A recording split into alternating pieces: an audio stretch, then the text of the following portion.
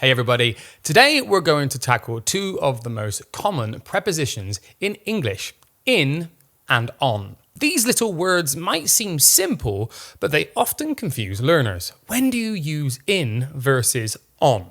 In this lesson, I'll explain the rules clearly, give you practical examples, and share a fun story to show how these prepositions are used in real life. By the end, you'll be able to use in and on confidently in conversation, writing, and everyday situations. Let's dive in. Okay, preposition in. We use in when something is inside or surrounded by something. Places, inside a room, city or country. Example, I live in New York.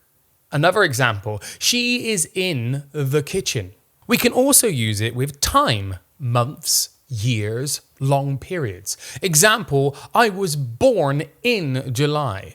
Another example, he started school in 2010. Containers and groups. Example, there's milk in the fridge. Another example, he is in a football team.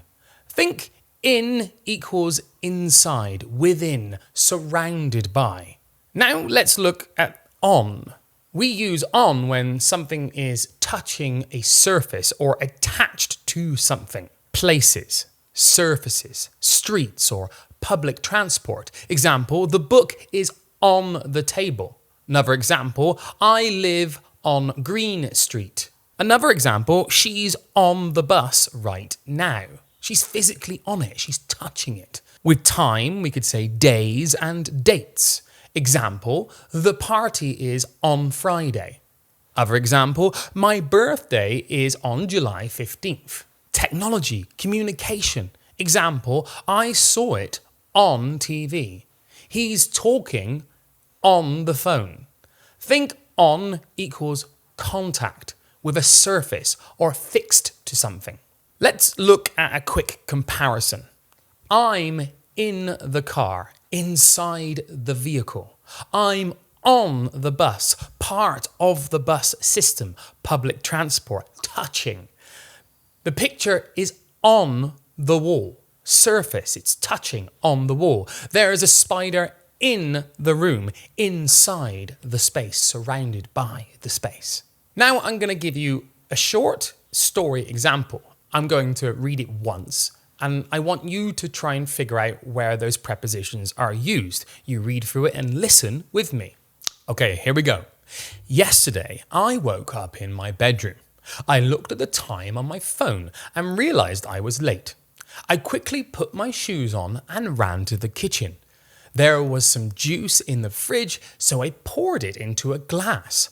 I left the glass on the table and rushed outside.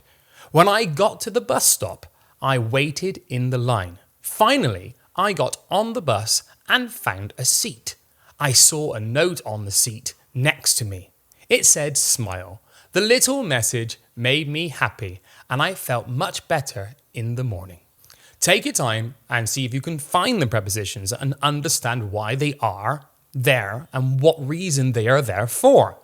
Yesterday, I woke up in my bedroom. I looked at the time on my phone and realized I was late.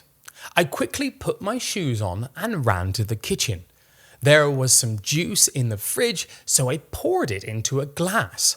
I left the glass on the table and rushed outside. When I got to the bus stop, I waited in the line. Finally, I got on the bus and found a seat. I saw a note on the seat next to me. It said, "Smile." The little message made me happy and I felt much better in the morning. Now, I hope that was clear to you where you can understand where each of these prepositions are and you can understand how they are used and what they mean. So remember, use in for inside or within something. Use on for touching or attached to a surface.